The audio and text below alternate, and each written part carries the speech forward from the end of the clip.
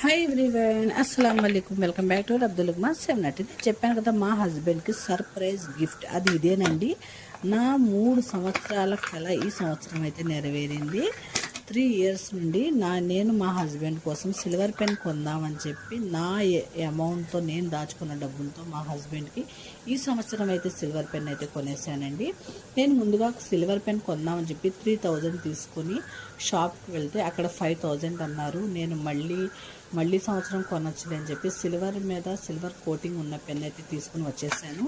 దాని తర్వాత మా బాబు లేదు సిల్వర్ పెన్నే కొందామమ్మా అని చెప్పి మళ్ళీ భీమవరంలో పద్మిని జ్యువెలర్స్లో అయితే 5000కి అయితే ఇది తీసుకున్నానండి.